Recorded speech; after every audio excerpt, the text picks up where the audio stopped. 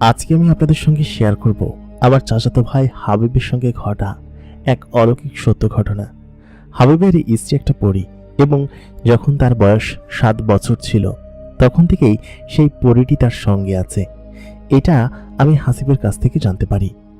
সে ছোটবেলা থেকেই বেশ ভালো এবং ভালো নেককার মনের মানুষ ছিলেন। তার আব্বা মানে আমার চাচা যান একজন ইমাম ছিলেন এবং তিনি আমাদের এই মসজিদে ইমামতি করছে কয়েক বছর ধরে। তিনি এই এলাকার সকলের কাছে সুনামধন্য ছিলেন এবং তার ছেলে হাসিব যে কিনা একজন ভালো ছেলে ছিল এবং আমার চাচাতো ভাই ছিল। তার সঙ্গে যে একটা পরী আছে, এমনকি তার পুত্রবধূ যে একটা পরী, সেটা আমি পরবর্তীতে জানতে পারি এবং এই ঘটনাটি আপনারা সকলে শুনলে চমকে যাবেন। কারণ হাসিব ছোটবেলা থেকেই বেশ শান্তশিষ্ট ছিল, কিন্তু তার সঙ্গে যে একটা জিন ছিল এটা হাসিব পরবর্তীতে তার বাবা মাকে জানায় এবং হাসিব সেই জিন মেয়েটাকে বড় হয়ে বিবাহ করে। আজকে আমি আপনাদেরকে শোনাবো হাসিবের জীবনের ঘটনা। হাসিব যেভাবে আমাদেরকে বলেছিল ঠিক সেইভাবে আমি আপনাদেরকে সেই ঘটনাটি বলার চেষ্টা করছি। আমার নাম হাসিব, আমি গ্রামে বসবাস করি। আমার আব্বাজান একজন মসজিদের ইমাম এবং আমরা ছোটবেলা থেকেই দেখে আসছি যে ইসলাম এবং ধর্মের প্রতি আমাদের অনেক বেশি বিশ্বাস। আমার আব্বাজান ছোটবেলায় আমাকে মসজিদে নিয়ে যেত নামাজ পড়ার জন্য এবং কোলে করে তিনি নিয়ে আসতেন এবং সকলে আমাকে ওই এলাকায় ইমামের ছেলে বলে চিনত। আমার বয়স যখন 5 বছর হলো তখন আমার আম্মা আমাকে আমাদের মসজিদের যে মক্তব আছে সেই মক্তবে ভর্তি করিয়ে দিলেন। আমাদের যে মসজিদের মক্তব আছে সেইখানে আমাদের এলাকার এক দাদা, তিনিও মূলত হচ্ছে হাফেজ ছিলেন, তো তিনি হচ্ছে আমাদেরকে সকালবেলা কোরআন শরীফ শিক্ষা দিতেন। আমি ছোটবেলা থেকেই বেশ ফাঁকিবাজ স্টুডেন্ট ছিলাম, পড়াশোনা তেমন একটা করতে চাইতাম না। আমি আমার আব্বাজানের একমাত্র সন্তান ছিলাম, যার কারণে পড়াশোনা ফাঁকি দিয়ে আমি খেলাধুলা করে বেড়াতে পছন্দ করতাম সবসময়। কিন্তু আব্বাজান যখন দেখলেন যে এতদিন হয়ে গিয়েছে মক্তবে ভর্তি করেছি অথচ এখন পর্যন্ত একদমই কোনো কিছু শিখতে পারিনি, তখন তিনি নিজে হাতে আমাকে ধরে শেখাতে লাগলেন। আমি শুরুতে তো একদমই পড়াশোনা করতে চাইনি, কিন্তু একদিন আমাদের মক্তবে একটি মেয়ে ভর্তি হলেন পড়ার জন্য। মেয়েটা কোত্থেকে এসেছিল বা তার বাড়ি কোথায় তা আমি জানতাম না, তবে হুজুর দেখলেন যে একদিন একটা মেয়ে পড়ার জন্য সেখানে এসেছে। মেয়েটার পরনে হিজাব এবং তাকে দেখতে এত পরিমাণ মিষ্টি। মেয়েটা এসে আমার পাশে বসলো। হুজুর তাকে ভর্তি করে নিলেন এবং তার সঙ্গে তার কোনো গার্ডিয়ান আসেনি। আমাদের এই মক্তবের নিয়ম ছিল হচ্ছে যে মন চাই এখানে এসে পড়তে পারত। যথেষ্ট পরিমাণ রেহাল এবং সিপারা ছিল, যেগুলো যে কোনো সময় এলাকার যে কোনো বাচ্চারা এসে পড়তে পারত এবং সকালবেলা সকলেই ওই সময় আসতো। আমি ওইখানে ওরকমভাবে পড়তাম এবং সেদিনকে সেই মেয়েটি ওইখানে এসে ভর্তি হয়। মেয়েটার নাম ছিল হচ্ছে আয়াত। আয়াতের সঙ্গে প্রথম দিন আমার ওইখান থেকে পরিচয় হয়েছিল। আয়াত যখন মসজিদে মক্তবে নামাজ পড়তে আসলো, মানে হচ্ছে কোরআন পড়তে শিখতে আসলো, তখন আয়াতকে হুজুর আমার পাশে বসতে দিয়েছিল। আমি কোনার দিকে বসতাম, কারণ প্রত্যেক দিন আমার মসজিদে যেতে বেশ খানিকটা দেরি হতো। আমরা 2 সারি করে বসতাম। এক সারিতে হুজুরের পাশে মেয়েরা বসতো, আরেক সারিতে হচ্ছে ছেলেরা এক কোনা করে বসতো। তবে মেয়েদের ওই সারিতে জায়গা ছিল না বলে আয়াতকে হুজুর আমার পাশে বসতে বললেন এবং আমি প্রত্যেকদিন দেরি করে যাই বলে কোনার দিকেই প্রত্যেকদিন সিট পাই। আমি সেখানে যখন বসেছিলাম তখন আয়াত এসে আমার পাশে বসলো। আয়াত এসে বসে সেখানে সিপারাটা বের করে পড়ার চেষ্টা করবে, ওই মুহূর্তে দেখে যে সমস্ত সিপারা শেষ হয়ে গিয়েছে, মানে আজকে ছাত্রছাত্রী বেশি এসেছে এবং আয়াতের কাছে পড়ার জন্য কোনো সিপারা নেই। আমি তো ফাঁকিবাজ ছাত্র ছিলাম। আমি তখন আয়াতকে বললাম, আচ্ছা ঠিক আছে, তুমি যেহেতু আজকে নতুন এসেছো তাহলে তুমি আমার এটা দিয়ে পড়ো। আমার রেহাল এবং সিপারা তখন তাকে দিয়ে দিলাম। আয়াতের শরীর থেকে একটা খুব সুন্দর সুঘ্রাণ আসছিল। আমি তখন আয়াতকে বললাম, তোমার গায়ে তো খুব সুন্দর সুঘ্রাণ। ছোট্ট আয়াত তখন আমাকে বললেন যে হ্যাঁ, এটা আমার আম্মিজান আমাকে দিয়ে দিয়েছেন। আর তোমার নাম কি? আমি তখন আমার নাম বললাম, আমার নাম হাসিব। সে তখন আমাকে বলল, আমার নাম আয়াত। আমি বললাম, কোন আয়াত? কোরআনের আয়াত? এটা বলে আমি একটা হাসি দিলাম। ও তখন বলল যে হ্যাঁ, ওইখান থেকেই আমার আম্মিজান আমার এই নামটা রেখেছে। আমি তখন তাকে বললাম, আচ্ছা তোমার বাসা কোথায়? আমরা দুজন কথা বলছিলাম আর ওদিকে সকলে পড়ছিল। আমাদের এই মক্তবের নিয়ম ছিল প্রত্যেকদিন হুজুর যে পড়া দিবেন ওই পড়া অনুযায়ী আগামীকালকে পড়া করে আসতে হবে। যদি পড়া না করে আসি তাহলে হুজুর মারতেন প্রত্যেক দিনই, এবং আমি প্রত্যেক দিনই মার খেতাম। আমি ওই দিনকেও তো কোনো পড়া করে আসিনি। আমাকে যখন হুজুর পড়া দিতে বললেন, এখানকার সিস্টেম ছিল যে আগে পড়া দিতে পারবে সে আগে আগে চলে যেতে পারবে। ছুটি হচ্ছে 7টার দিকে, তো আগে যে পড়া দিয়ে চলে যেতে পারবে সে আগে আগে চলে যাবে। আর ছুটির আগে আমাদেরকে প্রত্যেকদিন সূরা শেখানো হতো। প্রত্যেকদিন সূরা জোরে জোরে আমরা ওই আসার আগে হুজুর যা বলতো তাই আমরা শিখতাম, এবং আমার বেশিরভাগ সূরা ওইখান থেকেই শেখা। আমি তখন আয়াতকে বললাম, আজকেও হুজুর আমাকে মারবে। আয়াত বলল, কেন? তারপর আমি বললাম, আজকেও যে আমি পড়াশোনা করে আসিনি। সে আমাকে বলল, আচ্ছা ঠিক আছে, কালকে থেকে তুমি পড়া করে আসো, তাহলে আমি তোমার পাশে বসবো, আর তোমার পাশে বসে আমি তোমাকে পড়া শেখাবো, ঠিক আছে? আয়াত ছোট হলেও ওর মধ্যে বড় মানুষের কিছুটা গুণ ছিল, এবং ও সত্যি বেশ বুদ্ধিমতী একটি মেয়ে ছিল। আমাকে তখন আয়াত বললেন যে তুমি এরকম এরকম পড়ো, আমি তোমাকে দেখিয়ে দিচ্ছি। ওইখান থেকেই আয়াতের সঙ্গে আমার প্রথম পরিচয়। আমি ওদিনকে হুজুরকে পড়া দিতে না পারার কারণে আয়াতের সামনেই আমাকে মারল, এবং আমি সত্যি খুব ওদিনকে লজ্জা পেয়েছিলাম, এবং লজ্জা পেয়ে আমি মক্তব থেকে বাড়িতে চলে যাই, এক প্রকার মন খারাপ করে কান্না করতে করতেই। বাড়িতে এসে আম্মাকে তখন বলি যে হুজুর আজকেও আমাকে মেরেছে। আম্মা তখন বলল, তুই পড়তে পারিস না, তুই এখানে বয়, আমি তোকে পড়া শিখিয়ে দিচ্ছি। তখনও আমি বানান করে করে পড়তে পারতাম, তবে ভালো ভালো না, ভাঙা বানান করে পড়তাম। এই জন্য আমার নিজের কাছেও কেমন যেন লাগতো। কিন্তু এর পরের দিন থেকে আমি প্রত্যেক দিন আয়াতের সঙ্গেই সেখানে পড়া শিখতে লাগলাম, এবং প্রত্যেক দিন সেখানেই আমি খুব সুন্দর করে পড়তাম, এবং আয়াত আমাকে পড়া শিখিয়ে দিতে লাগলো। আমি দেখলাম যে যে সিপারা আমি ধরেছি ওই সিপারাটা আমি আসলে তখনও রিডিং ভালো মতো পড়তে পারি না, কিন্তু ওদিকে আয়াত 1 মাসের ভিতরে সিপারা শেষ করে সে প্রায় আমপারা ধরে ফেলেছে। ওই মুহূর্তে আমি তখন জেদ করি এবং আয়াতকে বলি যে তুমি এত তাড়াতাড়ি পড়া শেষ করে ফেললে কি হবে? আয়াত তখন বলল, আমি তো এখানে পড়ার জন্যই এসেছি, প্রত্যেকদিন এখানে আমার আম্মিজান পড়ার জন্যই পাঠায়। আমি পড়া শেষ করে খুব দ্রুত এখান থেকে যেতে পারলে আম্মিজান বলেছেন উনি আমাকে নতুন জামা বানিয়ে দিবেন, আরও অনেক কিছু দিবেন, এবং বলেছেন আমাকে নানু বাড়ি বেড়াতে নিয়ে যাবেন। সেই জন্য আমি দ্রুত আমার পড়া শেষ করছি, এবং এখান থেকেই আমি কোরআন শরীফ যদি ধরতে পারি তাহলে উনি আমাকে একটি মাদ্রাসায় ভর্তি করিয়ে দিবেন, এবং সেখান থেকে আমি কোরআনের হাফেজ হব। সেখান থেকে আমার একটু ইচ্ছে জাগলো যে আমিও যদি মাদ্রাসায় পড়ি এবং কোরআনের হাফেজা হই তাহলে হয়তো আয়াত আমার খুব ভালো বন্ধু হবে। সেই চিন্তা করে আমি ওই দিন থেকে ভালো মতো পড়তে শুরু করলাম। আয়াতের সঙ্গে ততদিন আমার পরিচয় 1 মাসের বেশি হয়ে গিয়েছে। আমার বয়স তখন 7-8 বছর। তেমন ওরকম কিছু বুঝি না, তবে আয়াত আমার খুব ভালো বান্ধবী সেটা আমি জানতাম, এবং ও আমার সঙ্গে খেলতো। কারণ হচ্ছে ও যখন মাদ্রাসা থেকে ওই মক্তব থেকে আমার সঙ্গে পরিচয় হলো, ও মক্তব শেষ হওয়ার পর আমি এবং ও হেঁটে বাড়ির দিকে যেতাম, এবং ও আমাকে বাড়িতে পৌঁছে দিয়ে ও নিজের জন্য কোন দিকে চলে যেত এবং বলতো ওর বাড়ি নাকি এদিকে। আমি বললাম, তোমাদের বাড়ি কোন পাড়ায়? ও কখনোই ওর বাড়ির ঠিকানা আমাকে বলতো না। এরকম করে আমার 1টা বছর এই মক্তবে কেটে যায়, এবং এই 1 বছরের ভিতরে আয়াত কোরআন শরীফ ধরে অনেকখানি হচ্ছে গিয়ে প্রায় পড়ে ফেলে, এবং আমি ততক্ষণে সবেমাত্র কোরআন শরীফ ধরেছি, এবং আমার এই অলসতা কেটেছে শুধুমাত্র আয়াতের জন্য। ওই সময়টা ডিসেম্বরের মাস ছিল, বেশ কনকনে শীত। এই শীতের মধ্যে আমি হচ্ছে দ্রুত উঠে মক্তবে যাওয়ার উদ্দেশ্যে প্রস্তুত হলাম, এবং আমাদের পাড়ার সকলেই মক্তবে যাওয়ার সময় ডাকতে ডাকতে আমাদেরকে সঙ্গে করে মক্তবে নিয়ে যেত। তো ওই সময়টাতেও ওরকমই আয়াত হচ্ছে গিয়ে হঠাৎ করে একদিন আমাকে ডাকলো। আমি উঠে আয়াতের সঙ্গে দৌড় দিলাম। আমার আম্মা বলল, কি রে, তুই কোথায় যাচ্ছিস এখন? আমি বললাম, ওই যে আমার বান্ধবী আয়াত এসেছে, ওর সঙ্গে আমি মক্তবে যাব। আম্মু বললেন যে মক্তব তো আজকে বন্ধ, আজকে শুক্রবার। আমি বললাম, তাও আয়াত আমাকে ডেকেছে, আমি যাব। আম্মু বললেন যে কোথায়? আমি তো কাউকে দেখতে পাচ্ছি না, কোথায় আয়াত? অথচ আমি স্পষ্ট আয়াতকে দেখতে পাচ্ছিলাম। আয়াত তখন আমার সঙ্গে মক্তবে আসলো, এবং আসার পর আমি এবং আয়াত ওইখানে ছিলাম। তারপর আয়াত আমাকে বলল যে তুমি আজকে যাবে আমার সঙ্গে? আমি বললাম, কোথায় যাব? ও তখন আমাকে বলল, চলো, তোমাকে আমি একটা জায়গায় নিয়ে যাচ্ছি।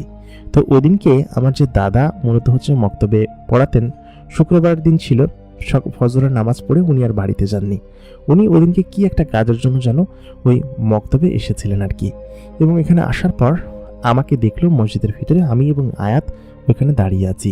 এবং আয়াত আমাকে বলল, চলো তোমাকে একটা জায়গায় নিয়ে যাব। আমার আম্মিজানকে তোমার কথা বলেছি, আম্মিজান বলেছে তোমাকে নিয়ে আসতে। আম্মিজান খুব সুন্দর পিঠা বানিয়েছে, তোমাকে খাওয়াবে বলে, তুমি চলো আমার সঙ্গে। আমি বললাম কি যে তুমি এই মসজিদের ভিতরে এসেছো কেন, তাহলে তোমার বাড়ি না ওদিকে? আয়াত তখন বলল, তুমি চলো আমি দেখাচ্ছি। আমি দেখতে পেলাম দাদা মসজিদের ভিতরে ঢুকছে এবং আমাকে দেখতে পেয়েছে। আমি তখন আয়াতের হাত ধরে, যেখানে মূলত ইমাম সাহেব নামাজ পড়ান, মানে আমার আব্বাজান নামাজ পড়ান, সেখানে আমি পৌঁছে গেলাম। এবং সেখানে যাওয়ার পর হঠাৎ করে দেখলাম ওইখান থেকে একটা দরজা, এরকম সাদা খোলা দরজা আর কি। এবং ওইখানে এর আগে আমি কখনো দরজা দেখিনি। ওই দরজার মধ্যে আয়াত আমাকে হাত ধরে ভেতরে নিয়ে গেল। এবং ভেতরে নিয়ে যাওয়ার পর আমি সত্যি সেই দরজা দিয়ে যখন পার হলাম, আমি দেখতে পেলাম চারিদিকে সবুজ গাছপালা এবং ঘাস দিয়ে পরিপূর্ণ। এবং এখানে কোনো ঠান্ডা নেই। শুধু কি ঠান্ডা, এখানে কোনো প্রকার কোনো রকমের কোনো গরম ঠান্ডা কোনো কিছু অনুভব হচ্ছে না। এবং চারিদিকে এত সুন্দর গাছপালা এবং পাখির কলরব, শুধু কি তাই নাকি, চারিদিকে ফুল ফুটে আছে। এবং তার মাঝখানে একটা বড় ঘর রয়েছে। ঘরটা গোল করে বানানো, এই পাশ থেকে ওই প্রান্ত সম্পূর্ণটা দেখা যাচ্ছে। এবং ঘরের চারিদিকে ছোট ছোট উঁচু নিচু অনেক পাহাড় রয়েছে এবং ঘাস ফুলগুলো এত সুন্দর করে ফুটে আছে। ঘরের সামনে দুই প্রান্তে খুব সুন্দর করে সবজি চাষ করা হয়েছে। এবং দেখলাম সেই ঘরের সামনে দুটো বকরির মতো কিছু একটা বেঁধে রাখা। আমি মনে মনে ভাবলাম যে এই জিনিসগুলো কি, কারণ সেগুলোকে দেখতে না ছাগল না ভেড়া না অন্য কোনো কিছুর মতো লাগছিল। তখন ও আমার হাত ধরে আমার সঙ্গে আসছে। ওর তো কোনো হিজাব পরা ছিল। ও আমাকে খুব দ্রুত গতিতে দৌড়ে নিয়ে ওদিকে আসছে। আমি যে মসজিদের ভিতরে ঢুকেছি, এটা আবার আমার সেই ইমাম দাদা দেখে ফেলেছেন, যিনি কিনা আমাদেরকে মক্তবে পড়াতেন। তিনি দেখে আমাকে এর পরের দিন জিজ্ঞেস করেছিল। কি জিজ্ঞেস করেছিল সেটা আমি পরে বলছি। আমি তখন ওর হাত ধরে সামনে এগিয়ে গেলাম। যাওয়ার পর আমি খানিকটা সামনে যেতেই আমি দেখলাম কি যে আয়াতের মা সেখানে দাঁড়িয়ে আছে। এবং আয়াতের মা দেখতে বেশ সুন্দরী এবং বেশ লম্বা, আমার মায়ের থেকে অনেক লম্বা। আয়াত তখন তার মাকে বলল, মা আমি হাসিবকে নিয়ে এসেছি। ওই মুহূর্তে আয়াতের মা আমাকে দেখে চমকে গেল এবং বলল, তুই এটা কি করেছিস? আমি ওর সঙ্গে গিয়ে দেখা করতাম, তুই এখানে ওকে কেন নিয়ে এসেছিস? আর ওকে কোন দিক দিয়ে নিয়ে এসেছিস? তখন আয়াত বলল, মসজিদের পথ ধরে নিয়ে এসেছি, যে পথ দিয়ে আমি মক্তবে যাই। তখন আয়াতের মা বলল, ওদিক দিয়ে কেন নিয়ে এসেছিস? এটা তো আর মানুষের জগতের মতো স্বাভাবিক কোনো কিছু না। আমি সেগুলো বসে শুনছিলাম, তবে বুঝতে পারছিলাম না। আয়াত অনেক কিছু বোঝে এবং আমার থেকে অনেক ভালো জানে সে। আয়াত তখন আমাকে বলল যে চলো তুমি ঘরে চলো। আয়াতের মা তখন আমাকে ঘরে নিয়ে গেল। ঘরের ভেতরে তখন কেউ ছিল না। এই ঘরে আয়াতের বড় ভাই এবং তার বাবা মা থাকে। আয়াতের বড় ভাই সে হয়তো পাঠশালা গিয়েছে এখানকার কোনো একটা জায়গায়, অথবা তার আব্বার সঙ্গে গিয়েছে, এরকম কিছু একটা বলল। সেই কাঠের দরজাটা খুলে আয়াত আমাকে ভেতরে নিয়ে গেল। ওই সময় ছোট্ট আমি আয়াতদের বাড়িতে বেড়াতে এসেছি। আমি সত্যি জানতাম না যে এই জগৎটা কিসের জগৎ এবং এরকম জায়গা এর আগে আমি সত্যি কখনো কোনোদিনই দেখিনি। আয়াত তখন আমাকে সেই ঘরে নিয়ে যাওয়ার পর তিনারা আমাকে পিঠা খেতে দিলেন, সাথে আর কিছু বিস্কুট এবং ফল ছিল, সেগুলো আমি আয়াতের সঙ্গে বসে খেলাম। তারপর আয়াতের রুমে আমাকে নিয়ে যাওয়া হলো। সেখানে দেখলাম বেশ কিছু কিতাব রাখা, সঙ্গে সেখানে খুব সুন্দর করে একটা বিছানা পাতা এবং আয়াতের পড়া শোয়া এবং বসার জন্য অনেক কিছু রাখা আছে। এবং রুমটা বাইরে থেকে দেখতে যতটুকু ছোট মনে হয়, ভিতর থেকে তত বেশি বড় ছিল। আমি সত্যিই সেই সময়টাকে এখনো খুব বেশি মিস করি। আমি তখন ওইখানে বেশ কিছুক্ষণ থাকলাম। হঠাৎ করেই আমি দেখতে পেলাম ঘরের ভিতরে একটি ছেলে প্রবেশ করেছে। ছেলেটা আমার থেকে একটু বড়, তার চুলগুলো বেশ কোঁকড়ানো, কানগুলো একদম বাইরের দিকে খাড়া। আমি তো এখন পর্যন্ত আয়াতের কানটা দেখিনি, কারণ ও সবসময় হিজাব পরে থাকতো। ও ঘরে এসে হঠাৎ করে হিজাব খুলল এবং ওর কানের দিকে তাকিয়ে দেখি ওর কানটা সরু এবং সোজা উপরের দিকে অনেকটা খাড়া। আমি তখন আয়াতকে দেখে সর্বপ্রথম তার ভাইকে দেখেছি। তার ভাই তখন আমাকে বলল, এ কে? ওর আম্মা তখন আসলো, এসে বলল ও হচ্ছে আয়াতের বন্ধু, এখানে বেড়াতে এসেছে। ও আমাকে দেখে খুব একটা পছন্দ করলো না, দৌড়ে চলে গেল। তারপর আয়াত আমাকে বলল, চলো তোমাকে দিয়ে আসি। আমি তখন হচ্ছে গিয়ে আয়াতের সঙ্গে অনেকক্ষণ ছিলাম ওইখানে তারপর আয়াত আমাকে ওই রাস্তা ধরে সামনে এগিয়ে হঠাৎ করে একটা কালো অন্ধকারের মতো রুম দিয়ে আমাকে মসজিদের ভিতরে নিয়ে আসলো, যেদিক দিয়ে আমি প্রবেশ করেছিলাম। আমি আয়াতকে বললাম, এটা কোন জায়গায় এবং এই দিক দিয়ে কোথায় গিয়েছিলাম আমি? আয়াত বলল, তুমি এই কথা ভেবো না তো, চলো তোমাকে বাড়িতে দিয়ে আসি। তারপর আমি এবং আয়াত মসজিদের ভেতর থেকে বের হলাম এবং আমার দাদা আমাকে মসজিদে ঢুকতে দেখেছিল কিন্তু বের হতে দেখেননি, এই জন্য তিনি বিস্মিত হয়ে গিয়েছিলেন। আমি যখন বাড়িতে গেলাম, আয়াত আমাকে বাড়িতে পৌঁছে দিল। তখন প্রায় 2-3 ঘন্টা পার হয়েছে। আয়াত আমাকে হাত নেড়ে বিদায় জানিয়ে সেখান থেকে চলে গেল। ওদিনকে দুপুরবেলা আমি যখন নামাজ পড়তে মসজিদে আব্বার সঙ্গে গেলাম, আমাকে সেই দাদা ধরলেন, ধরে বললেন, আজকে সকালবেলা কি তুই মসজিদে এসেছিলি? আমি তখন বললাম, মিথ্যা কথা বললাম, কই না তো, কারণ আয়াত আমাকে কাউকে কোনো কিছু বলতে নিষেধ করেছেন। তিনি তখন বললেন যে আমি আজকে ওকে সকালবেলা মসজিদে দেখেছি এবং ও এই ঘরের ভিতরে যেখানে ইমাম সাহেব নামাজ পড়ান ওদিক দিয়ে কোথায় যে গায়েব হয়ে গেল, ওইদিকে ঢুকলো শুধুমাত্র এতটুকু দেখেছি। আর ওর সঙ্গে ওই মেয়েটিও ছিল, আয়াত, যে কিনা আমাদের এখানে মক্তবে পড়তে আসে। তখন আমার আব্বাজান বললেন, আপনি তো ভুল দেখেছেন, ও ওই দিক দিয়ে যাবে কোথায়? আর ওর যাওয়ার কি কোনো উপায় আছে? ওদিকে কোনো দরজা আছে নাকি ও যাবে? মূলত আমার আব্বাজান তাকে এই কথা বলে সান্ত্বনা দিলেন। আমার দাদা বললেন যে হয়তো ভুল দেখেছি, আচ্ছা ঠিক আছে। ওইদিনকে সত্যি সত্যি ওই দাদা আমাকে দেখেছিলেন, যে আমাকে মক্তবে নামাজ পড়াতেন, সিপারা পড়াতেন। তিনি সত্যি সত্যি দেখেছিলেন, কিন্তু আমি যে আয়াতের সঙ্গে কোথায় গিয়েছিলাম সেটা আমি নিজেও জানি না। আমি তখন মাসুম ছিলাম, এত কিছু কি আর বুঝতাম। আমার সময় বেশ সুন্দর কাটতে শুরু করলো। আয়াত তখন ওই মক্তবে আর আসতেন না, কারণ ওর পড়া শেষ হয়ে গিয়েছিল এবং ও যাওয়ার পরে প্রায় অনেক দিন আমি ওকে খুব মিস করেছি। তারপর আব্বা আমাকে স্কুলে ভর্তি করিয়ে দিলেন। আমি তখন ক্লাস 1-এ পড়তাম, 1 থেকে 2-তে উঠলাম এবং প্রাইমারি স্কুলে তখন নতুন বই দিল জানুয়ারি মাসে। আয়াতের সঙ্গে আমি গিয়েছিলাম ডিসেম্বরের দিকে, শীতের মধ্যে, এবং জানুয়ারি মাস শেষ হয়ে ফেব্রুয়ারি মাস চলে আসলো। তো ওই সময়টা হচ্ছে আমাদের স্কুলে স্পোর্টস ডে হতো। আমাদের যে প্রাইমারি স্কুল ছিল, সরকারি স্কুল, ওই প্রাইমারি স্কুলে স্পোর্টস ডে হতো। তো ওই স্পোর্টস ডেতে আমি সেদিনকে হচ্ছে খেলা দেওয়ার জন্য আমি সেখানে আচমকা গিয়েছিলাম আর কি। এবং ওই সময় আমি আয়াতকে ভিড়ের মধ্যে দেখতে পাই। আয়াত একটা হিজাব পরা ছিল এবং তার পরনে খুব সুন্দর একটা সাদা জামা। আয়াত আমাকে এসে বলল যে হাসিব, তুমি কেমন আছো? আমি বললাম, ভালো, তুমি এতদিন পর কোত্থেকে আসলে আয়াত? ও তখন বললো, আমি তোমাকে খুব মিস করি, কিন্তু আম্মি এখন আমাকে আসতে দেন না, আর এখানের পড়া তো শেষ, এই জন্য আমি আসি না। আমি তোমার সঙ্গে বড় হলে দেখা করব, ঠিক আছে? বড় হলে তোমার কাছে আসবো। আম্মি যে এখন আসতে দেন না, আজকে আম্মিকে সাথে করে নিয়ে এসেছি। ওই যে আম্মি এখানে দাঁড়িয়ে আছে তোমার সঙ্গে দেখা করার জন্য। আমি তখন আন্টিকে সালাম দিলাম। আন্টি দেখতে খুবই সুদর্শন এবং খুবই মায়াবতী। আমি তখন দেখতাম তাকে। তারপর আয়াত বলল, তোমার সঙ্গে আমি পরে আবার দেখা করব, ঠিক আছে? আমি তখন ছোট, এই জন্য আম্মি যেন আমাকে এখানে আসতে দেন না, তবে যখনই সুযোগ পাবো তোমার এখানে এসে তোমার সঙ্গে দেখা করব। আসলে তুমি আমার খুব ভালো বন্ধু। এই কথা বলে আয়াত সেদিনকে চলে গেল এবং যাওয়ার সময় আমাকে বেশ কিছু ফলমূল এবং মিষ্টি দিয়ে গেল। মিষ্টিগুলো বেশ সুস্বাদু ছিল। আমি বাড়িতে নিয়ে আম্মুর কাছে দিলাম। আম্মু তখন বললো, এগুলো কোত্থেকে নিয়ে এসেছিস, কে দিয়েছে? আমি তখন বললাম, আমার বান্ধবী আছে না আয়াত, ওর আম্মু এসেছিল, ও দিয়ে গিয়েছে। আম্মু তখন বিশ্বাস করলো যে আয়াত হয়তো এই স্কুলে ভর্তি হয়েছে, এই স্কুলেই পড়ে। তো আয়াত যে ওই দিনকে গেল, এরপরে প্রায় 5 বছর সময় কেটেছে। আমি প্রাইমারি স্কুল শেষ করে হাই স্কুলে উঠলাম। আমাদের ওই স্কুলেই হাই স্কুল ছিল, আমি ওইখানেই প্রাইমারি শেষ করে হাই স্কুলে উঠলাম। তখন আমি গিয়ে ক্লাস 7-এ পড়ি। তো 7-এ নতুন উঠেছি সবে মাত্র। তো আমি ওই দিনকে স্কুলে যাচ্ছিলাম।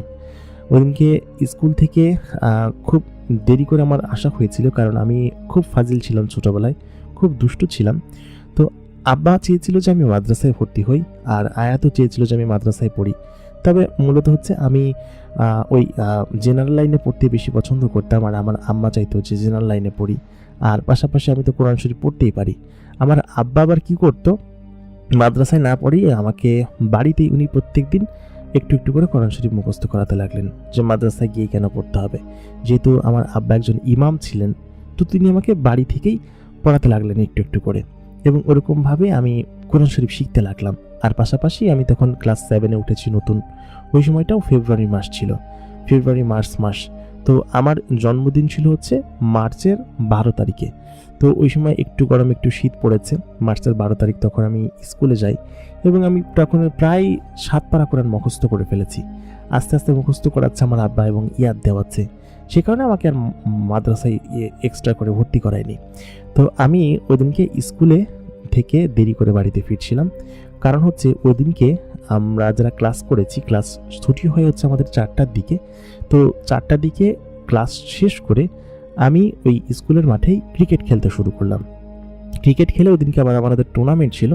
তো টুর্নামেন্ট শেষ করে আমি বাড়িতে যাব সেইটাই চিন্তা করলাম। তো টুর্নামেন্ট শেষ করার পর আমাদের ওইখানে তেঁতুল গাছ ছিল। তো ওই তেঁতুল গাছে তেঁতুল খুব মিষ্টি ছিল এবং আমরা খেতে খুব পছন্দ করতাম, লাল তেঁতুল ছিল।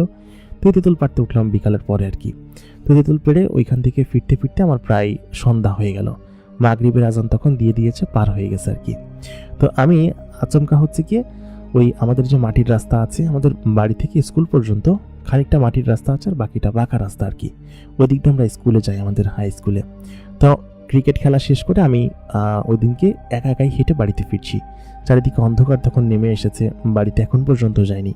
আম্মা নিশ্চয়ই আজকে খুব বকবে বাড়িতে গেলে, কারণ সন্ধ্যার পরে স্কুল থেকে ফিরে সন্ধ্যার পরে ফিরে হচ্ছে গিয়ে হাত পা দিয়ে পড়া লাগে। এমনিতে স্কুল থেকে ফিরে আমি ব্যাগ ট্যাগ রেখেই চলে যাই হচ্ছে কি খেলতে, কিন্তু আজকে ব্যাগ না রেখেই বাড়িতে না এসে আমি না খেয়ে এগুলো করে বেড়াচ্ছি।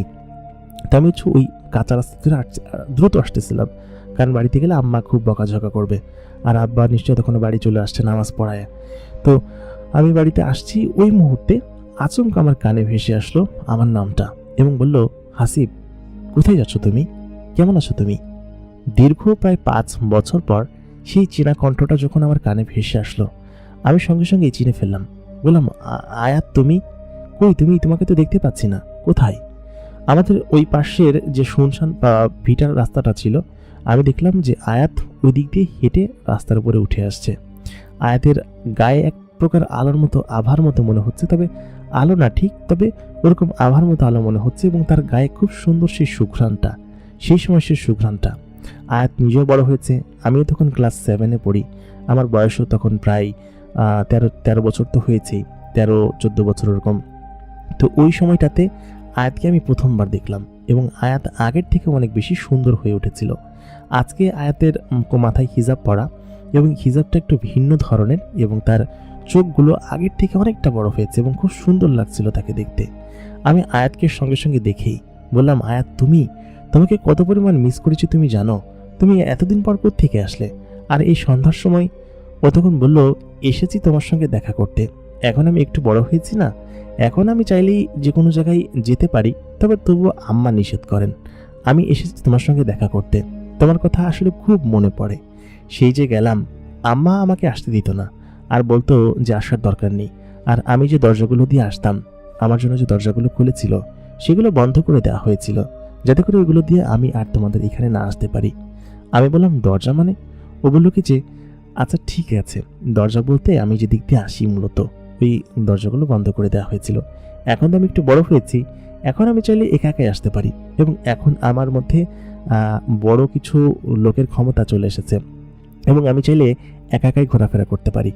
আয়াতের কোনো কথাই না আমার মাথায় আসছিল না বা ঢুকছিল না।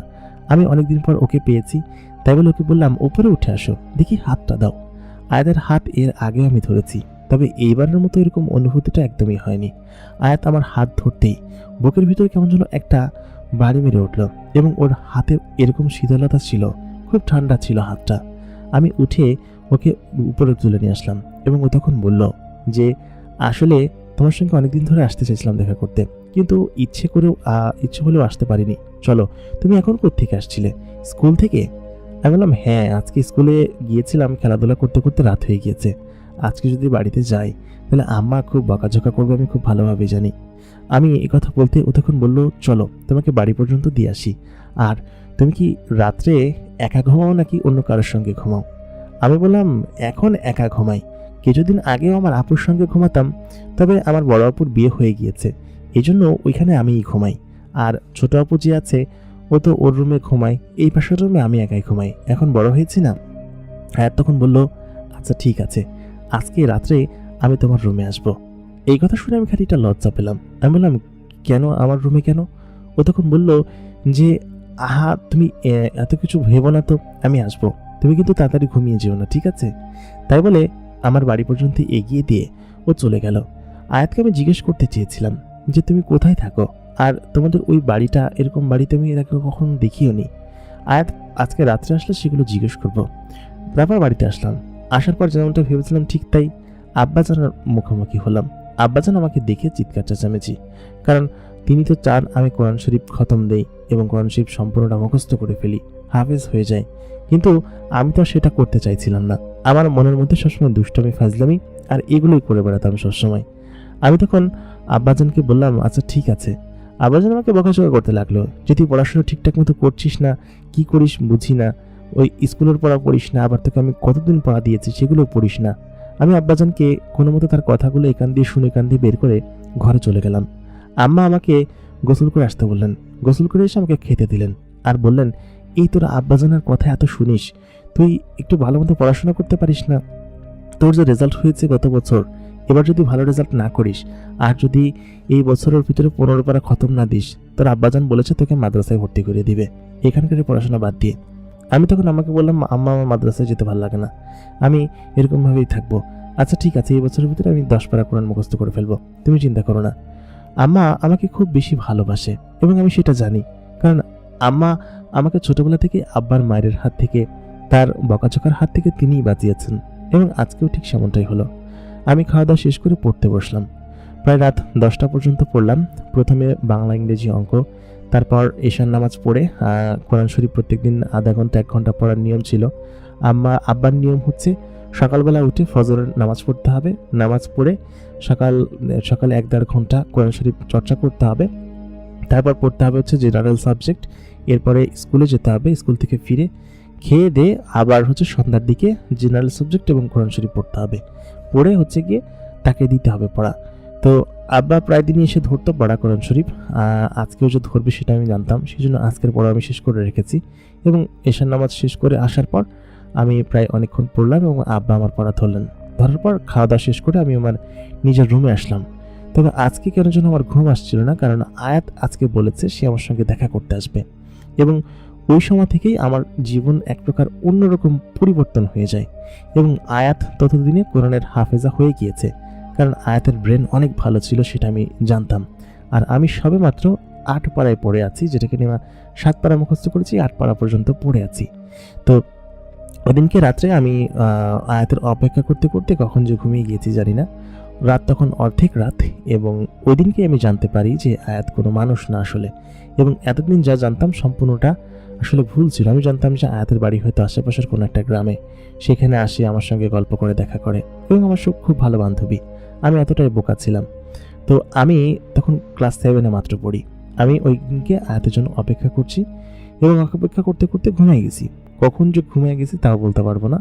ঘুম থেকে আমি উঠেছি হচ্ছে আয়াতের গায়ের ঘ্রাণ, তার শব্দ এবং তার নড়াচড়াতে। আমি দেখলাম রাত তখন অর্ধেক রাত। আয়াত এসে আমাকে ভূমিকম্প সুরে ডাকতেছে।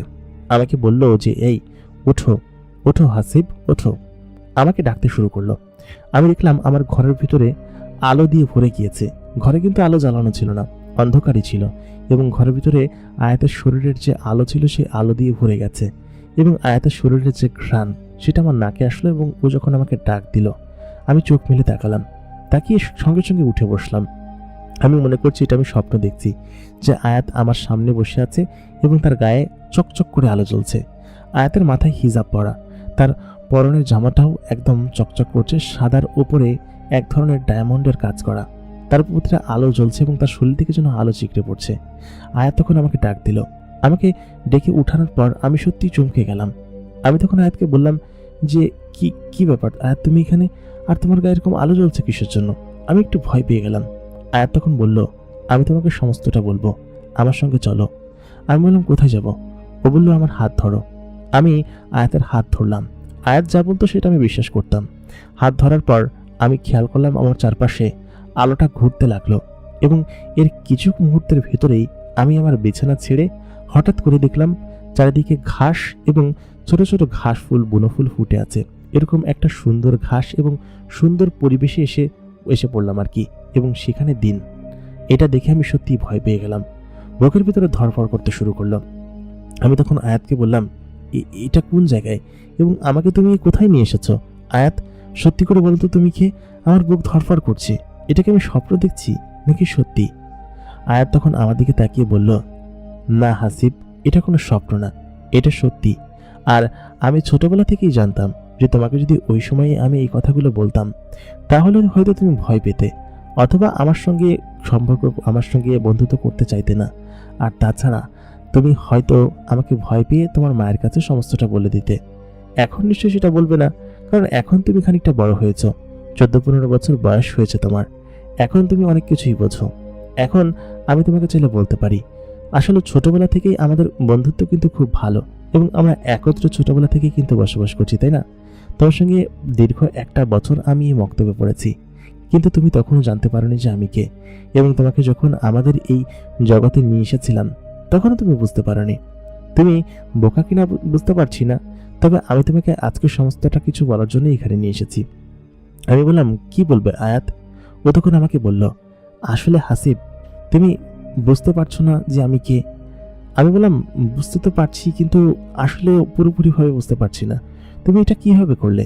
আমাকে আমার ঘর থেকে এইভাবে কিভাবে নিয়ে আসলে? আর ওইদিনকে ওই দরজা দিয়ে কিভাবে এসেছিলাম? সত্যি কথা বলতে তুমি বলো তো কি হয়েছে? আয়াত তখন আমাকে বলল, আরে বুদ্ধু, আমি কোনো মানুষ নই, আর কোনো আশরাফুল মাখলুকাত নই। আমি একটা জিন জাতি, এবং তুমি এখন আমাদের জগতে আছো। এটা হচ্ছে পরিস্থান, মানে আমরা পরি এবং জিনেরা এখানে থাকি, এবং এই নগরে আমাদের সকল পরিবার বসবাস করে। তোমাকে ছোটবেলায় যে বাড়িতে নিয়ে গিয়েছিলাম, আমার আম্মা এবং আব্বা ওনারা জিন, এবং আমি নিজেও একটা জিন।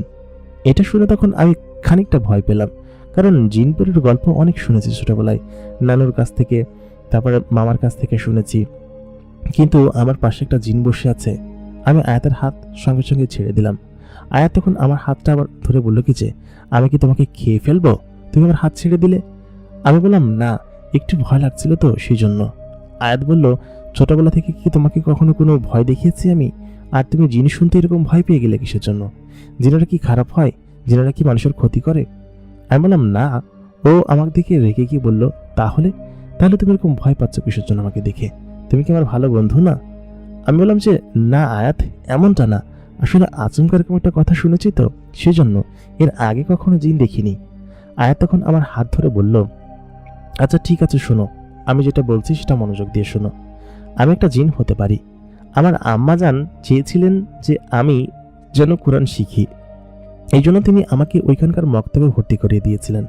এবং ওইখানকার মক্তবে একদিন আমার আম্মাজান দেখলেন সকালবেলা পড়ায়, আমাদের বাড়ির খুব কাছেই। সেই জন্য আমার আম্মাজান প্রত্যেক দিন মক্তবের ওইখানে আমাকে দিয়ে আসতেন। আম্মাজান এই সংসার এবং পরিবারের কাজে ব্যস্ত হয়ে পড়লেন। তখন চিন্তা করলেন যে না থাক, এরকমভাবে আমাকে একা না দিয়ে সে কয়েকটা দ্বার এখান থেকে খুলে দিই, যাতে করে সকালবেলা খুব সহজে মক্তবে সেখানে যেতে পারি। আর আরেকটা কথা তিনি আমাকে বলে দিয়েছিলেন, সেখানে যেন কারোর সঙ্গে আমি খুব একটা কথা না বলি, তবে তোমার সঙ্গে কথা বলে আমার কেন যেন তোমাকে ওই সময়তেই ভালো লেগে যায়, এবং তুমি খুব ভালো একটা ছেলে, এই জন্যই তোমার সঙ্গে আমি ওই সময় বন্ধুত্ব করি, এবং তোমার সঙ্গে আমি সবসময় থাকতাম। মসজিদের ওই বড় যেখানে ইমাম সাহেব নামাজ পড়ান, ওইটার পাশ দিয়ে একটা দরজা ছিল, আরেকটা দরজা ছিল তোমাদের বাড়ি থেকে হালকা একটু সামনে, কারণ তোমাকে প্রত্যেকদিন যে ডেকে নিয়ে আসতে হতো, এই জন্য ওইখান দিয়ে একটা দরজা আমার আম্মিজনকে বলে আমি খুলিয়ে রেখেছিলাম, যাতে করে ওই দিক দিয়ে আমি তোমাকে আসার সময় ডেকে নিয়ে আসতে পারি। আর সেদিনকে মসজিদের ভিতরেই ওই দরজাটা দিয়ে তোমাকে আমি এখানে নিয়ে এসেছিলাম।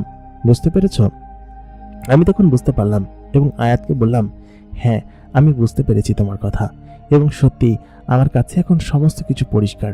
তার মানে আয়াত, তুমি আমার খুব ভালো বান্ধবী, তাই না? আয়াত বলল, হ্যাঁ, আমি তোমার খুব কাছের এবং খুব ভালো বান্ধবী, এবং সারা জীবন আমরা খুব ভালো বন্ধু থাকবো, ঠিক আছে? আমরা কি মাসুম ছিলাম তখন, আমরা জানতামও না যে একটা সময় বড় হওয়ার পর আমরা একে অন্যের প্রেমে পড়ব এবং আমাদের বিয়ে হবে, এবং আমার আব্বাজান বিষয়টা জেনে যাবেন। ওইখানে যাওয়ার পর আমি সত্যি বেশ আনন্দিত ছিলাম এবং খুব খুশি ছিলাম, কারণ খুশি থাকাটা অবশ্যই জরুরি। আয়াত আমাকে যেখানে নিয়ে গিয়েছে জায়গাটা আসলে খুব সুন্দর। প্রথম দিন আমি এবং আয়াত সেখানে বসে রইলাম, বসে বসে আমরা খুব সুন্দর সময় কাটাচ্ছিলাম, এবং ওই সময়টা আমার জীবনের সব থেকে শ্রেষ্ঠ সময় ছিল, যখন আমি আয়াতের সঙ্গে ওইখানে প্রথমবারের মতো বেড়াতে গেলাম, ছোটবেলার পরে আর কি। আয়াত আমাকে বেশ খানিক্ষণ ঘুরিয়ে ফিরিয়ে ওর বাড়িতে নিয়ে গেল। ওর বাড়িতে তখন ওর আম্মিজান এবং বাবা, মা, তারপর ওর ভাই কেউই ছিল না। ও তখন বলল, আজকে আম্মিজান নেই, তবে আম্মিজান তোমাকে দেখলে বেশ খুশি হতো। তখন ও তড়িঘড়ি করে আমাকে নিয়ে আসলো, আর আবার বললো, চলো তোমাকে দিয়ে আসি, একটু পরে ফজরের আজান হবে। তখন আমি চাইলেও আর তোমার কাছে যেতে পারবো না।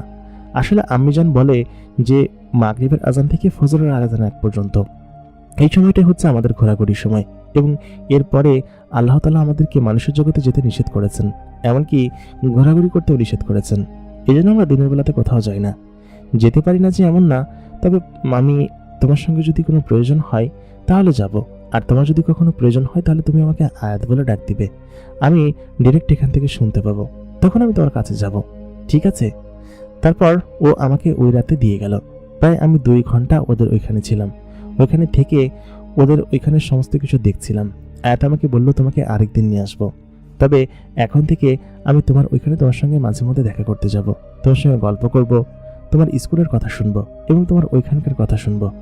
আমি বললাম, আচ্ছা ঠিক আছে, আর তুমি এখানে থেকে কি করছো এখন?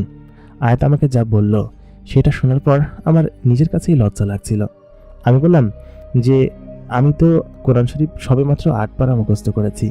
আয়াত বলল, আমার 30 পারা কোরআন মুখস্থ হয়ে গিয়েছে, অনেক আগেই হয়ে গিয়েছে। এই কথা শুনে তখন আমি লজ্জা পেলাম, এবং আয়াত আমাকে বকিয়ে বলল কি যে, তুমি আর শোধরালে না, পড়াশোনায় সে আগের মতোই ফাঁকি বাজাচ্ছ। ঠিক আছে, তোমাকে এখন থেকে প্রত্যেকদিন আমি শেখাবো। রাত্রেবেলা তোমাকে আমি নিয়ে যাব, নিয়ে গিয়ে ওইখানে প্রত্যেকদিন আমি তোমাকে কোরআন তিলাওয়াত করে শোনাবো, এবং আমার সামনে তুমি মুখস্থ করবা।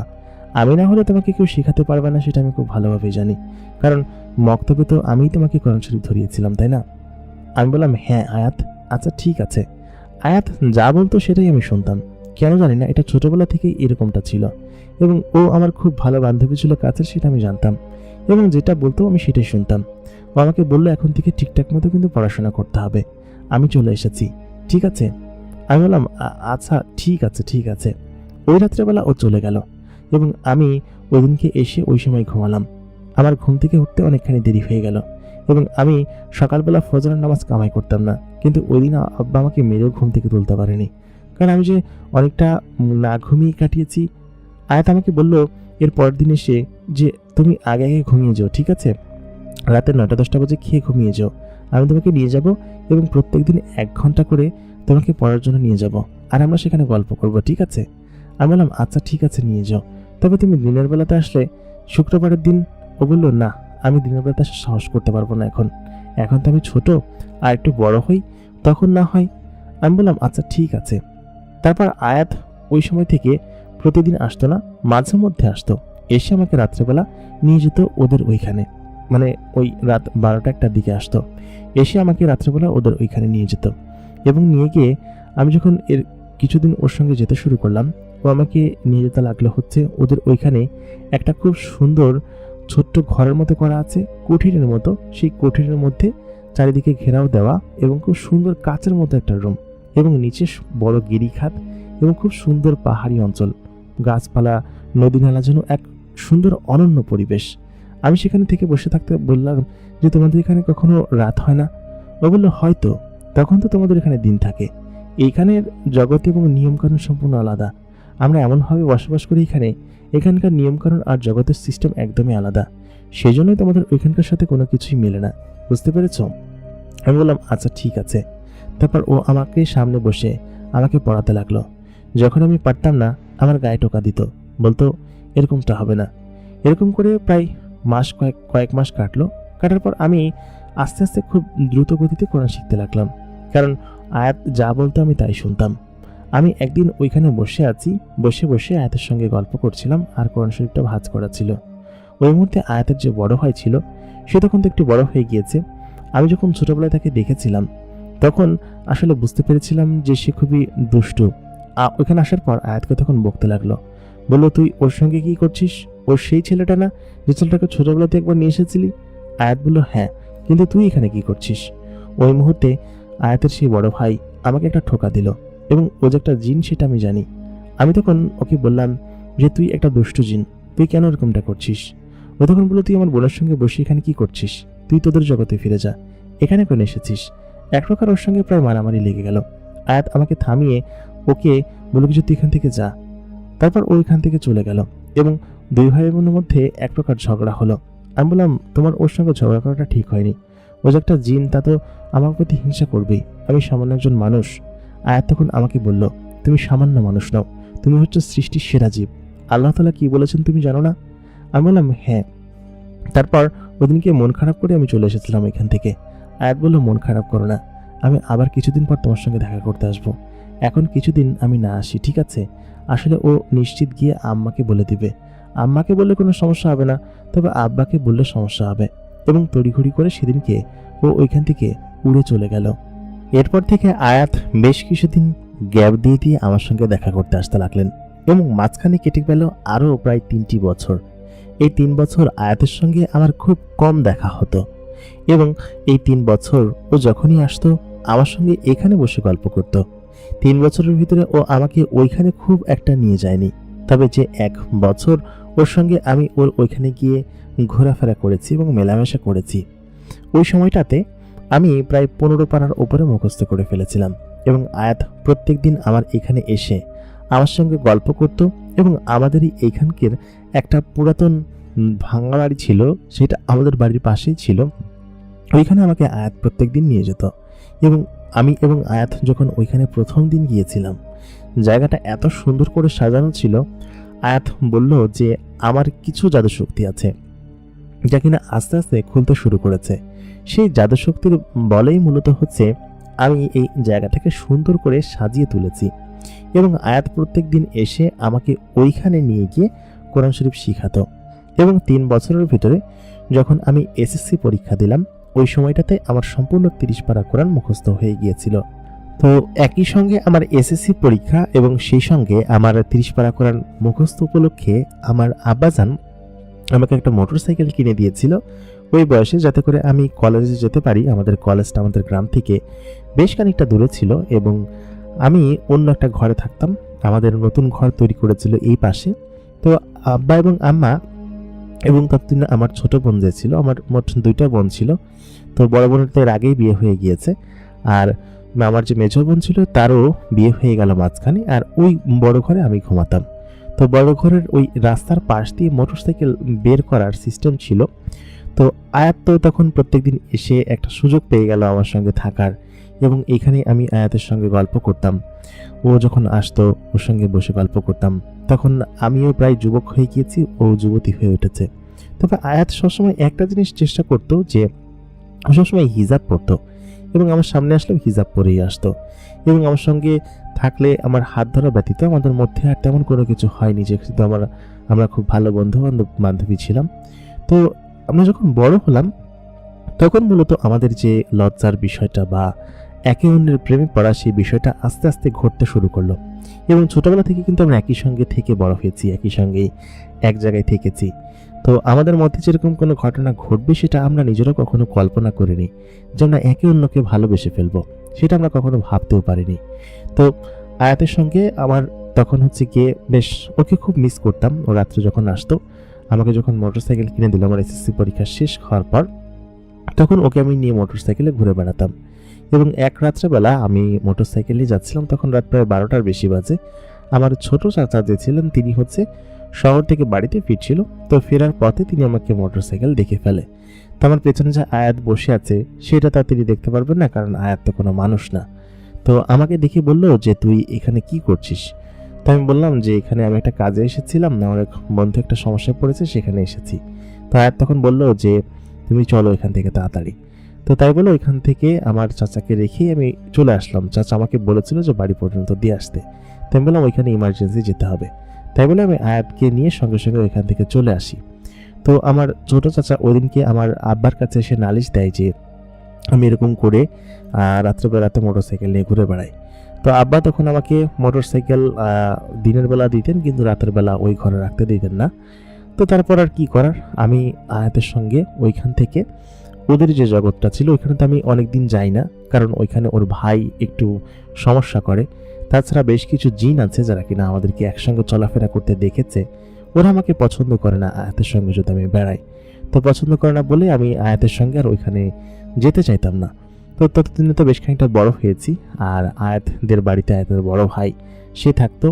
ততদিনে তার বড় ভাই বিয়ে করেছে অন্য একটা জিন মেয়েকে, এবং বিয়ে করে তারা আলাদা থাকে, এবং আয়াতের বাড়িতে আয়াত এবং তার বাবা মা এই তিনজনেই থাকেন।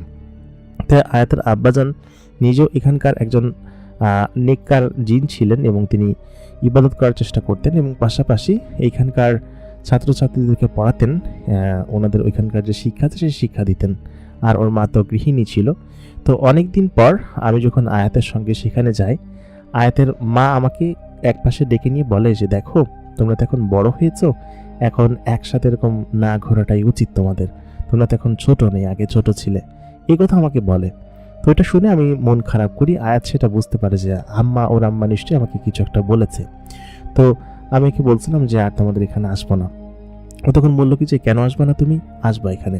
আমি বললাম কি পরিচয় আসবো, কিভাবে আসবো? তো সেদিনকে প্রথমবার আয়াত আমাকে ওইখান থেকে উড়ন্ত অবস্থায় সেই গাছ এবং বড় নদী, তারপর বড় পর্বতের ওপর দিয়ে উড়িয়ে নিয়ে গিয়ে একটা খুব সুন্দর পুকুর পাড়, মানে পুকুর পাড় বলবো না, এটা একটা সমুদ্রের পাড়ই বলা চলে আর কি, খুব বড় আর কি, একটা লেকের পাড়। সেখানে খুব সুন্দর করে একটা শান বাঁধানো জায়গা আছে এবং বাঁশ দিয়ে খুব সুন্দর করে একটা লেকের মতো তৈরি করা। তো আমাকে তখন আয়াত সেখানে নিয়ে গেল। আর ওইখানে এক ধরনের ভেলার মতো নৌকা ছিল, ওইটা আমাদের এখানকার ট্রেডিশনাল নৌকার মতো না, একটু ভিন্ন নৌকা। আমি আয়াতকে তখন বললাম যে চলো তোমাকে নৌকায় ঘুরিয়ে নিয়ে আসি। তো তখন নৌকায় উঠলো। আমি ওইখানকার অদ্ভুত সেই বৈঠা দিয়ে নৌকা চালাচ্ছিলাম। আর ওইখানকার পানি অনেক স্বচ্ছ, অনেক সুন্দর এবং খুব প্রাকৃতিক পরিবেশ দিয়ে ভরা। তো আয়াতকে নিয়ে আমি সেখানে ঘুরছিলাম। তো ওই মুহূর্তে আয়াত তখন আমার কাছে এসে মানে কথায় কথায় আমি বলছিলাম যে তোমাদের এখানে আসবো না, তোমার সঙ্গে আমি কখনো দেখাও করব না, তোমার আম্মাজান এই কথা আমাকে বলেছেন। তো আয়াত সেটা বুঝতে পেরেছিল আগেই। তো বললাম খবরদার তোমার আমাকে কিছু বলবে না, তো আর তোমার সঙ্গে দেখা করেই বা আমার কি হবে, তুমি তো একজন জিন, তুমি তার মানুষ না। আর কিছুদিন পর তোমার আম্মা বলেছিল যে তোমাকে কি বিয়ে দিয়ে দিবে, পাত্র দেখছে তোমার জন্য, তো তখন তো আর আমার তোমার সঙ্গে দেখা হবে না। তো এটা বলতে আয়াতে দেখলাম কান্না করে দিয়েছে এবং খুব দ্রুত গতিতে ওখান থেকে উড়ে এসে, মানে যেরকম ভাবে আর কি জিনেরা চলাফেরা করে, উড়ে এসে আমাকে জড়িয়ে ধরলো। তো আমি তখন বললাম কি হয়েছে? তো এই প্রথমবার, ছোটবেলায় একবার জড়িয়ে ধরেছিল আর এই প্রথমবার আয়াত আমাকে জড়িয়ে ধরে বলল যে তুমি এই কথা একদমই বলবে না, আমি তোমাকে ভালোবেসে ফেলেছি, আমি তোমাকে ছাড়া কাউকে বিয়ে করতে পারবো না। আমি জাস্ট খালি কথার কথা হিসেবে এই কথা বলেছিলাম। তখনও আয়াতের প্রতি আমার ওরকম গাঢ় কোনো অনুভূতি আসেনি যে ওকে আমি ভালোবেসে ফেলেছি বা হ্যান ত্যান। কিন্তু আয়াত যে আমাকে এত পরিমাণ ভালোবাসে, সেদিনকে ওর কান্না দেখে আমি আসলে বুঝতে পারলাম যে একটা মেয়ে আমার জন্য কতখানি কান্না করতে পারে। তো আমাকে কান্না একদম ফুসফুসাচ্ছিল। আমি তখন ওর চোখের পানি মুছে দিয়ে বললাম যে তুমি আমাকে কতখানি ভালোবাসো। ও তখন বললো যে আমি অনেক বেশি ভালোবাসি এবং তোমাকে আমি সারা জীবন আমার করে পেতে চাই আর কি। তো এরকমভাবে সে কান্না করতে শুরু করলো ওই দিনকে। তো আমি তখন বুঝতে পারলাম যে আয়াত আমাকে ঠিক কতখানি ভালোবাসে, এবং ছোটবেলা থেকেই ও আমাকে পছন্দ করতে আমি বুঝতে পারতাম, কিন্তু এইটা জানতাম না যে ও আমাকে এরকমভাবে এতখানি ভালোবাসে। তো ওদিনকে আমাকে ভালোবাসার কথা জানালো এবং ওকে আমি ওদিনকে আমার কাঁধের সঙ্গে জড়িয়ে নিয়ে বললাম ঠিক আছে বাবা, কান্না করতে হবে না। তো ওই দিনকে থেকে আমাদের প্রেমের সম্পর্কটা আস্তে আস্তে শুরু হলো আর কি। তো এর আগে যেরকম সম্পর্ক ছিল, আমি হচ্ছে এক জায়গায় বসে হাসি ঠাট্টা করতাম, পাশাপাশি বসে গল্প করতাম, কিন্তু ও প্রত্যেকদিন এসে আমার বুকের উপর মাথা রেখে ঘুমাতে চাইতো এবং বলতো যে আমি এখন থেকে তোমার সঙ্গেই শুভ আর কি। এরকম একটা নিয়ম হয়ে গিয়েছিল ওর সঙ্গে থাকতে থাকতে আর কি। ও আমাকে বলতো যে আমার সঙ্গেই ঘুমাবে। তো বললাম যে এটা কি ঠিক? ও বলতো কি যে এটা ঠিক না হলেও আমার এটা ভালো লাগে, তোমার বুকের উপর শুতে আমার খুব ভালো লাগে। আমি বললাম কি যে আচ্ছা ঠিক আছে, শুয়ে থাকো। তো ও প্রত্যেকদিন যখন আমার রুমে আসতো, আমি তো এই পাশের ঘরে ঘুমাতাম, তো ওর ওখানে যেতাম না, কারণ হচ্ছে ওর ভাই যে ছিল খুবই জাজরেল ছিল, আর পাশাপাশি ওর জিনেরা, ওইখানকার গোত্রের জিনেরা আমাদেরকে অনেকবার দেখেছে এবং অনেকবার ওর মায়ের কাছে বিচারও দিয়েছে। যেহেতু ওর আব্বাজান বেশিরভাগ সময় বাড়িতে থাকতো না, সেহেতু ওর আব্বার কাছে তেমন বিষয়টা বলতো না। আর আয়াত যে ছোটবেলা থেকে আমার সঙ্গে ঘুরে সেটা ওর মা খুব ভালোভাবেই জানে, আর ওর আব্বা জানে কিনা সেটা আমি জানতাম না। এই কারণে আমি নিজে থেকে ওদের ওখানে যাওয়া বারণ করে দিয়েছি যে না, আমি যাব না, এখানে আসবো না। তো ও তখন বললো যে আচ্ছা ঠিক আছে, তোমার আসতে হবে না, আমি তোমার সঙ্গে থাকবো এখন থেকে। তো প্রত্যেকদিন যখনই সন্ধ্যা লাগতো, আমি তখন ইন্টারমিডিয়েট ভর্তি হয়েছি এবং কলেজে নিয়মিত যাতায়াত করতাম, যাওয়া আসা করতাম। তো ও প্রত্যেকদিন এসে শুধুমাত্র চাইতো যে ও আমার বুকের উপর মাথা রেখে ঘুমাবে, আর কিছু না, আমাকে জড়িয়ে ধরে। আর আমি ঘুমিয়ে গেলে ও সকালে উঠে চলে যেত আর কি। তো এরকম করেই আমাদের নিয়মিত রুটিন চলছিল। আমাকে জড়িয়ে ধরে শুয়ে থাকতো, আমাকে মাঝে মধ্যে চুমু খেত এবং বলতো আমাকে ছাড়া নাকি ওর এক বিন্দুও ভালো লাগে না, একটু মানে কেমন কেমন যেন লাগে ওর মনের ভিতরে। তো আমি বললাম আচ্ছা ঠিক আছে তুমি এসো। তো আমি যখন কলেজে উঠলাম নতুন নতুন, তো ওই সময়টাতে আমাদের কলেজে গেলে তো নতুন নতুন বন্ধু বান্ধব হয়। তো আমার এক বান্ধবী আমাকে পছন্দ করতো, তো ওইটা ও দেখতো কিন্তু তেমন কিছু বলতো না, কারণ বান্ধবী তো থাকতেই পারে, ক্লাসমেট থাকতেই পারে। তো ওই বান্ধবী একদিন আমাকে এসে জড়িয়ে ধরলো। তো ওই দিনকে আমি এই বিষয়টা জানতাম না। আমি পরের দিন কলেজে যাওয়ার পর শুনতে পাই যে আমার ওই বান্ধবী নাকি হাসপাতালে ভর্তি এবং গত রাতে ওকে কেউ একজন ঘুমন্ত অবস্থায় গাছের উপরে নিয়ে রেখে দিয়েছিল, গাছ থেকে পড়ে ওর হাত ভেঙে গিয়েছে আর কি। তো আমি তখন বুঝতে পারলাম কিরে গাছের উপর কে রাখবে। তো আমি তখন আমি আয়াতকে তখন জিজ্ঞেস করলাম যে তুমি কি এরকম কোনো কিছু করেছো ওর সঙ্গে। তো ও তখন খুব রেগে গেল, ওর চোখে মুখে এরকম রাগের আগে আমি কখনোই দেখি নাই। ও আমার প্রতি খুবই লয়াল এবং আমাকে খুব বেশি ভালোবাসে, সেটা আমি খুব ভালোভাবে জানি। ও তখন আমাকে রাগ দেখাতে লাগলো এবং ওর চোখ মুখ তখন এমন পরিমাণ অন্যরকম হয়েছিল, নীল বর্ণ হয়েছিল এবং তখন চারিদিকে বাতাস বইতে লাগলো ওর রাগ দেখে। ওর রাগ আমি জীবনে কোনোদিন দেখিনি, কেউ আমার সঙ্গে কখনো খারাপ ব্যবহারও করেনি। ও শুধুমাত্র এতটুকুই বললো যে তোমার আশেপাশে যে আসবে তাকে আমি বাঁচতে দিব না কখনই।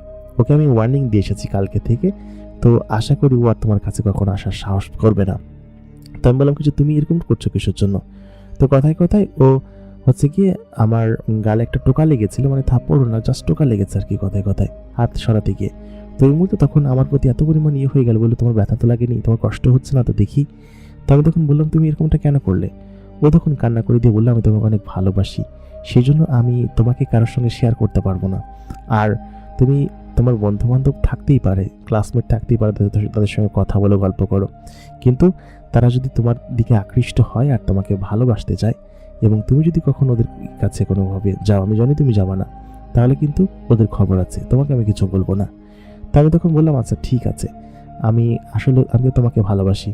আর তখন আমি আয়াতকে অনেক বেশি ভালোবেসে ফেলেছিলাম। আসলে এই মুহূর্তে ওকে ছাড়া আমার আসলে বাঁচা সম্ভব না, সেটা আমি খুব ভালোভাবে জানি। তো ওর সঙ্গে তখন থাকতে শুরু করলাম এবং প্রত্যেকদিন এসে আমার সঙ্গে এরকম ঘুমাতো, গল্প করতাম রাত্রেও অনেকক্ষণ।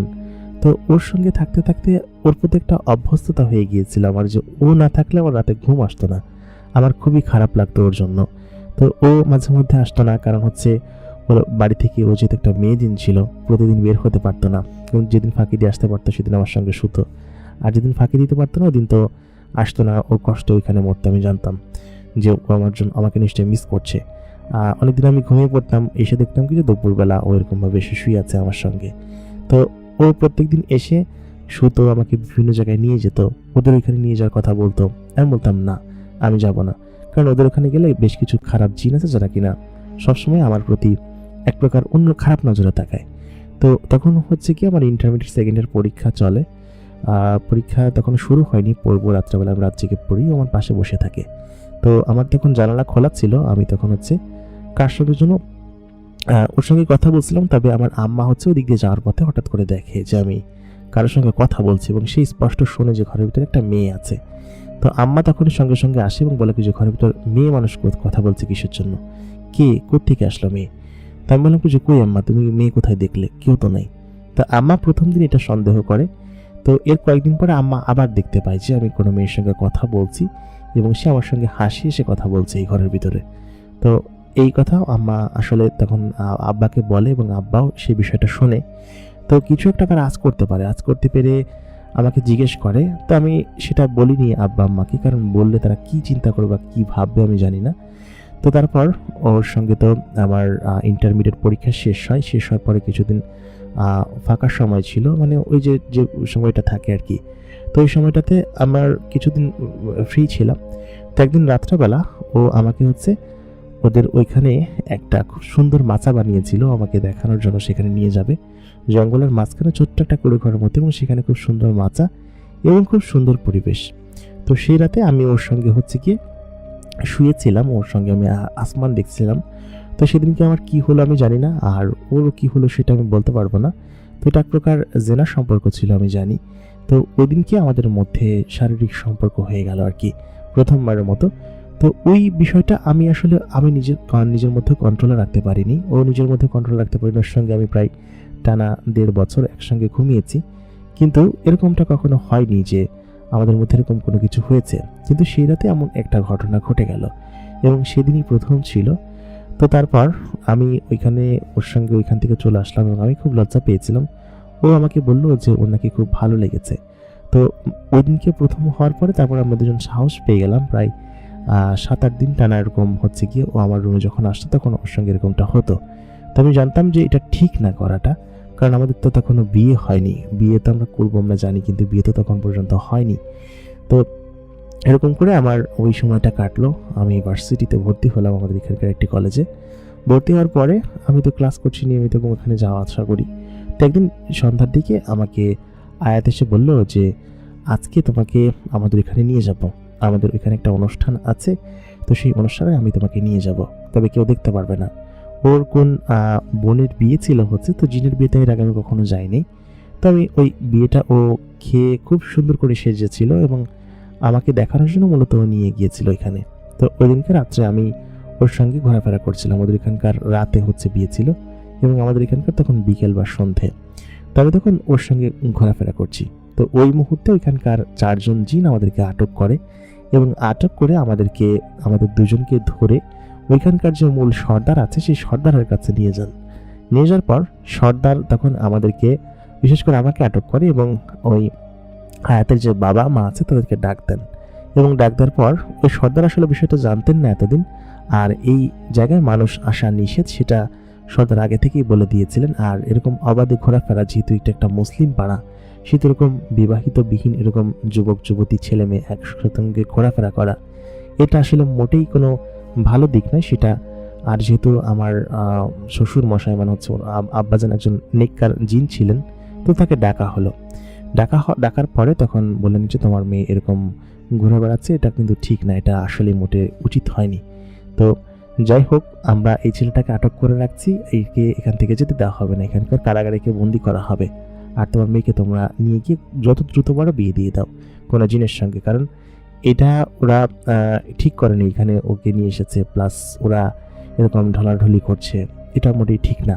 তো আয়াতের আব্বা এবং আম্মা তখন ওকে নিয়ে গিয়ে কি বলেছে আমি জানি না, বলতেও পারবো না। তো আমাকে আয়াতের সঙ্গে ততদিন কিন্তু আমার অনেক দিনের যে সম্পর্কটা সেটা কিন্তু আমি নিজেই খুব কষ্ট পাচ্ছিলাম। তো ওই মুহূর্তে হঠাৎ করে আমাকে 2 দিন পরে ওইখানকার যে কারাগার ছিল সেখান থেকে বের করা হয়। বের করার পর আয়াতের বাবাই আমাকে বাড়িতে নিয়ে গেল এবং নিয়ে যাওয়ার পর আয়াত কি বলেছে বাড়িতে আমি জানি না। তো ওই জিন মানে হচ্ছে আমার হবু শ্বশুর মশাই, তিনি আমাকে বললেন যে তোমার আব্বাজান কি করেন এবং তুমি এটা কবে করেছো এবং কিভাবে করেছো। তো আয়াতের সঙ্গে তো আমার ছোটবেলা থেকেই পরিচয়। তো আমি বললাম কি হয়েছে। তো ওই মুহূর্তে তখন আয়াত আমাকে বলল যে আমি আসলে মা হতে চলেছি, আমি জানি না, বেশ কিছুদিন ধরে এই লক্ষণগুলো টের পাচ্ছিলাম। তো ওরা তোমাকে আটকে রেখেছিল, তোমাকে ছাড়া আমি এক মুহূর্ত থাকতে পারি না, সেখানে তোমাকে আটকে রেখেছে, আমি থাকি কিভাবে বলো।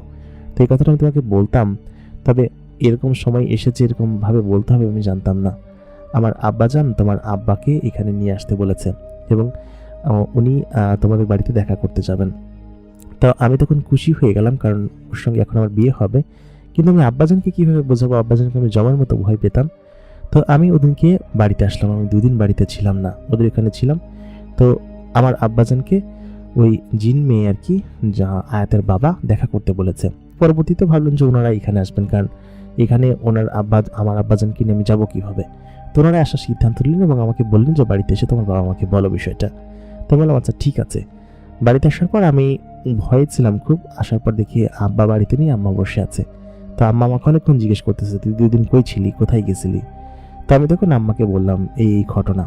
তো আম্মার মাথার উপর তখন আকাশ ভেঙে পড়লো বাজ পড়ার মতো। সে তখন বললো যে তাহলে সত্যি কথা আমি শুনেছিলাম, সত্যি তোর ঘরে কোনো মেয়ে ছিল এবং সেটা ওই মেয়েটা ছিল, তাই তো।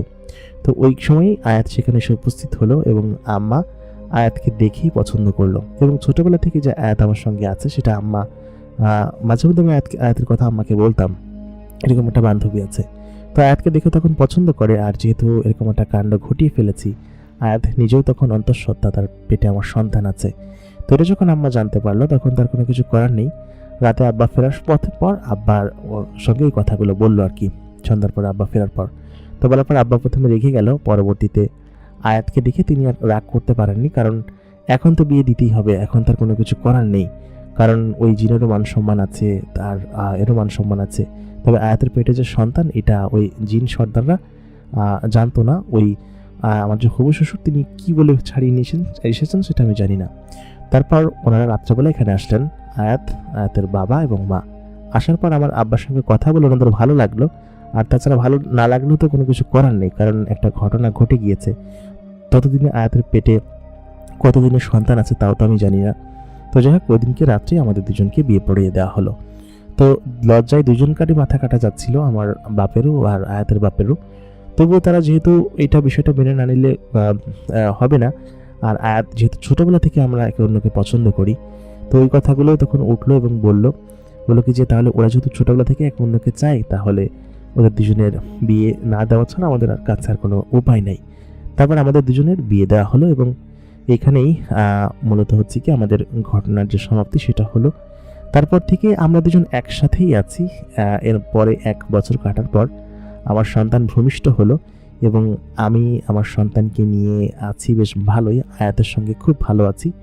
ছোটবেলাকার সেই বান্ধবী বা সেই মক্তবের সঙ্গী পরবর্তীতে আমার স্ত্রী হয়ে যাবে এবং সে একটা অন্য জগতের কেউ। এবং এখন আমার ওকে নিয়ে জিনের জগতে প্লাস এখানে আনাগোনা আগের মতোই আছে। তবে ওই যে একটা যে বিষয় যে আয়াতের বড় ভাই আমাকে পছন্দ করতো না ছোট থেকেই, এখনও তারা পছন্দ করেন না।